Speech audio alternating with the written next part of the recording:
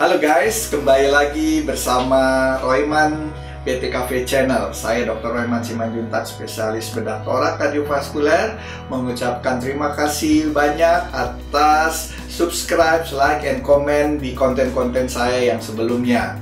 Kali ini saya akan membahas sebuah topik yang lagi trending pada akhir ini.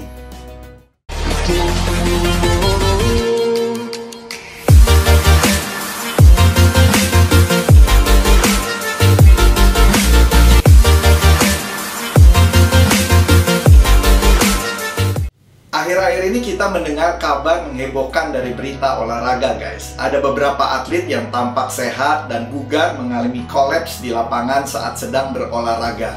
Baru saja atlet legendaris badminton Indonesia, Markis Kido, meninggal dunia pada saat sedang latihan badminton, diduga karena serangan jantung. Dari Eropa, baru-baru ini juga Christian Eriksen kolaps pada saat sedang bertanding di laga Eropa sepak bola 2020. Ini bukan kali pertama dan kedua, tetapi sudah sering kita mendengar berita seperti ini. Di video kali ini, saya ingin mengulas mengapa hal ini bisa terjadi. Ya, seperti yang kita bersama ketahui, olahraga merupakan aktivitas yang sangat bermanfaat untuk kesehatan kita dan telah terbukti mengurangi resiko penyakit kardiovaskuler, memberikan dampak baik terhadap tingkat lipid, kolesterol, tekanan darah, sensitivitas insulin, dan berat badan, dan mengurangi angka kematian akibat penyakit jantung. Namun, sebagian kecil orang mengalami atau memiliki kondisi jantung yang tidak diketahui, di mana olahraga bisa menyebabkan resiko kematian yang tiba-tiba. Nah, ini disebut fenomena exercise paradox, di mana seharusnya olahraga memberikan manfaat, namun memberikan dampak yang tidak menguntungkan. Nah, saya akan membahas yang kita sebut sudden cardiac death. Oke, jadi sudden cardiac death merupakan penyakit medis, atau dia merupakan penyebab medis dan penyebab kematian yang tiba-tiba tersering pada atlet atau pada orang yang berusia kurang dari 40 tahun tanpa ada penyakit komorbid jantung sebelumnya. Nah, secara definisi sudden cardiac death pada atlet adalah kejadian serangan jantung yang menyebabkan kematian pada atlet pada saat olahraga atau dalam 1 jam setelah olahraga. Angka kejadian sudden cardiac death itu berkisar antara 7 dari 1 juta orang. Nah, terjadi pada olahraga-olahraga kompetitif seperti sepak bola, basket, dan badminton. Nah, untuk kejadian pada olahraga lainnya seperti scuba diving adalah 30 dari 1 juta orang. Dan juga mendaki gunung guys, itu juga bisa 60 dari 1 juta orang. Penyebab tersering dari sudden cardiac death adalah pada umumnya dibagi menjadi 2 golongan. Usia yang kurang dari 35 tahun. Nah, ini bisa disebabkan oleh adanya gangguan kelistrikan atau yang disebut aritmia, yang saya akan jelaskan lebih lanjut. Dan yang berikut, gangguan pada otot jantung yang seperti pembesaran otot jantung yang sering ditemukan pada atlet yang disebut hypertrophic cardiomyopathy. Nah, kalau usia lebih dari 35 tahun, penyebab terseringnya adalah coronary artery disease atau penyakit jantung koroner. Nah, mengenai penyakit jantung koroner saya juga sudah bahas di konten yang ini. Nah, aritmia merupakan kelainan listrik jantung yang menyebabkan jantung berdetak tidak teratur seperti normalnya. Ada 2 jenis aritmia yang paling sering yang menyebabkan henti jantung mendadak, yang kita sebut fibrilasi ventricle, ya seperti ini, atau fibrilasi atrium yang seperti ini. Nah, kedua aritmi ini menyebabkan jantung tidak memompa darah secara maksimal, sehingga sirkulasi darah di tubuh akan berkurang, bahkan berhenti total, sehingga bisa menyebabkan kematian mendadak guys.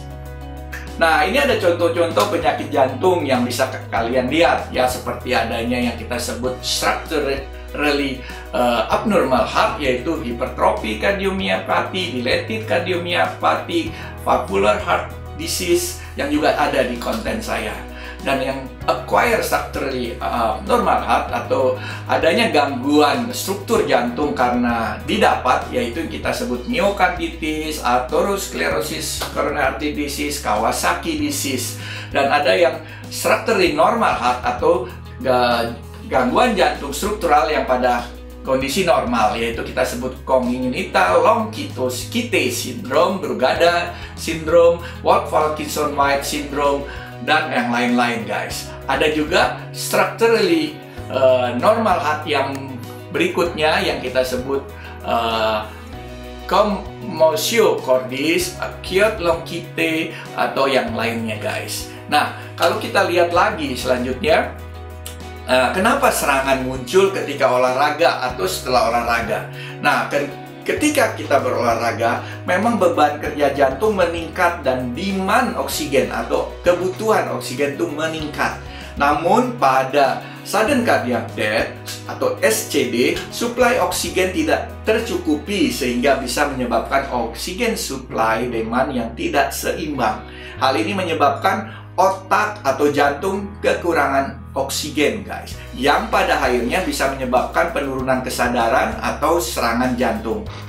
Nah, bagaimana prevensinya? Bagaimana mencegahnya? Ini sangat penting guys, karena banyaknya kondisi jantung yang menyebabkan serangan jantung mendadak pada atlet mungkin tidak muncul dengan warning symptoms atau adanya gejala-gejala untuk memberi kita tahu bahwa kita masalah jantung. Ada banyak diskusi mengenai tes screening prapartisipasi untuk mengevaluasi penyakit kardiovaskuler tersembunyi. American Heart Association dan American College of Cardiology dan merekomendasikan screening yang terdiri dari anamnesis, yaitu artinya kita harus ditanya riwayat penyakit, riwayat keluarga, dan lain-lain. Dan pemeriksaan fisik yang fokus terhadap kardiovaskuler yang memang harus benar-benar diperiksa, kadang-kadang hanya sambil lalu. Dan anamnesis mencakup riwayat keluhan berhubungan dengan jantung, nyeri dada, sesak nafas, mudah pusing, atau riwayat pingsan. Selain itu, riwayat keluarga juga perlu ditanyakan, seperti di dalam keluarga sendiri, apakah ada yang menggunakan alat pacu jantung atau pacemaker, apakah keluarganya memiliki riwayat kardiomiopati yang saya bilang tadi, ada gagal jantung atau jantungnya lemah. European Society of Cardiology dan International Olympic Committee juga menganjurkan pemeriksaan EKG atau elektrokardiogram digunakan sebagai screening selain anamnesis dan pemeriksaan fisik. Evaluasi lebih lanjut dapat dilakukan apabila saat anamnesis, pemeriksaan fisik, dan EKG ditemukan adanya kelainan atau hasil yang abnormal. Nah, apa saja yang dapat dilakukan? Nah, bisa dilihat di gambar pemeriksaan lanjutan, seperti kita bisa melakukan echocardiogram, ya, USG jantung, atau cardiac MRI, exercise stress test, ambulatory rhythm monitoring, ya biasanya dipasang di sini selama 24 jam atau bisa seminggu, dan tes genetik yang lebih canggih lagi guys. Dan untuk pemeriksaan lebih lanjut bisa kontrol dengan dokter jantung Anda. Nah, bisa lihat di sini diagramnya guys. Oke, meskipun sudah dilakukan screening, serangan jantung masih tetap sulit untuk diprediksi dan dicegah, terutama para atlet guys. Nah, bagaimana ini? Pusing juga ya. Tapi tidak perlu khawatir guys. Inilah pentingnya untuk kita memiliki personal atau dokter yang sudah terlatih melakukan resusitasi jantung paru atau RJP, dan ketersediaan AED, Automated External Defibrillator, di tempat olahraga agar kematian yang disebabkan oleh serangan jantung dapat dicegah. Ini dibuktikan dengan tingginya survival rate. Survival rate itu artinya angka harapan hidup atau keberhasilan di tempat olahraga yang memiliki kesediaan alat AED tadi, dan personil yang terlatih RJP yang berjarak dari 89% sampai 100%. Sedangkan pada tempat olahraga yang tidak memiliki fasilitas atau personil, terlatih survival rate-nya menurun menjadi 43,8% guys. Jadi dari video ini kita bisa simpulkan bahwa sudden cardiac death merupakan penyebab kematian mendadak yang dapat terjadi pada atlet. Pelatihan dasar resusitasi jantung paru atau RJP penting diketahui oleh semua orang, terutama bagi pengawas pertandingan olahraga agar bisa menyelamatkan jiwa. Screening lengkap secara berkala penting dilakukan semua orang, terutama para atlet, guna mendeteksi gangguan jantung yang tidak bergejala.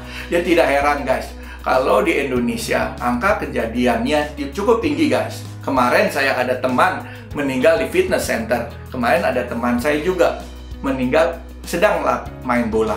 Tetapi ada juga teman saya berhasil guys ditolong karena di tim bola tersebut ada seorang dokter ahli yang bisa melakukan RJP.